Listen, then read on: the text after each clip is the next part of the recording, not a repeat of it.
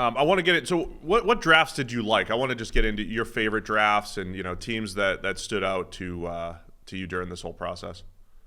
There's a handful. I really liked the Steelers draft. If you're going to if you're going to buy into your OC, and that's obviously what they did in this draft, they went all in on Arthur Smith's vision. I don't think they could have had really a better draft. And now they were uniquely situated in a great draft to do it, right? They had a great draft to load up on offensive linemen. But man, what they did the first 2 rounds, getting a starting left tackle and a starting center who both are like perfect scheme fits from their how they can move in Troy Fautanu and Zach Frazier for that offense. And then even further down the board, Mason McCormick, I like a lot too. It was like my favorite developmental guard in this draft class. Same. And then Roman Wilson's like a solid number 2. I think just like a kind of, people call him the anti-Deontay Johnson. It's like, couldn't be more accurate. He's going to do all the little things. He's not going to drop passes. He's going to take every play seriously, that sort of thing. So really a changing of the guard in Pittsburgh for sure at that position, even if, he's definitely not Deontay Johnson from a pure route running perspective. And then obviously Peyton Wilson's nasty. I think everyone had the same opinion on Peyton Wilson. It's like, yeah, if he had functioning ACLs, this guy's probably linebacker went off the board. His tape was that good, but if you can get 4 years out of him, I think he's going to be a darn good football player for them. So I thought they had a fantastic draft just all around, even for not having, a ton of picks. Or in fact, just an ACL entirely in one knee, apparently. Yeah, that would be nice. How is that possible? You guys are adjacent to doctors. How bad is that? Seattle Seahawks had a good draft, too.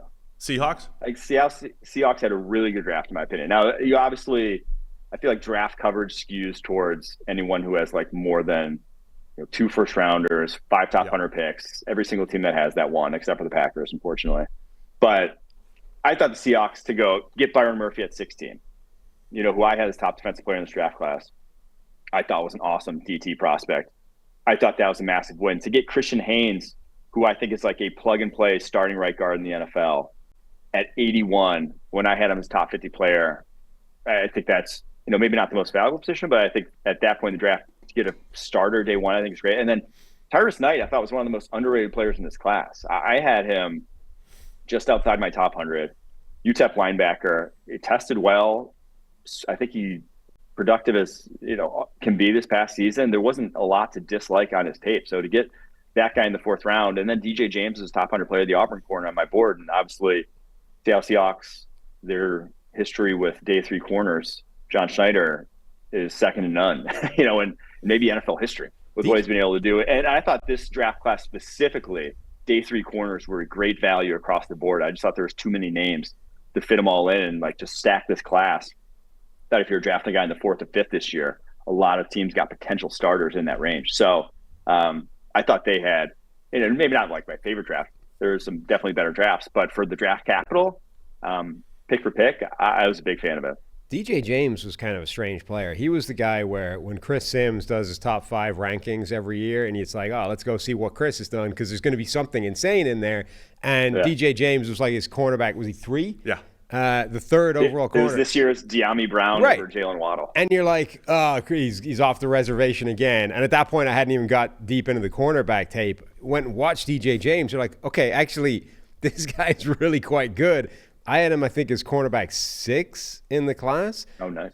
But and then he doesn't actually end up going that high at all. A lot of people were talking up DJ James. Actually, Chris isn't crazy. This guy's really good. And then, was he the 2nd Auburn corner taken in this draft? He wasn't even the top guy taken was drafted from that defense. Why did the league not see it? Skinny. Just, what was he, 173 or something?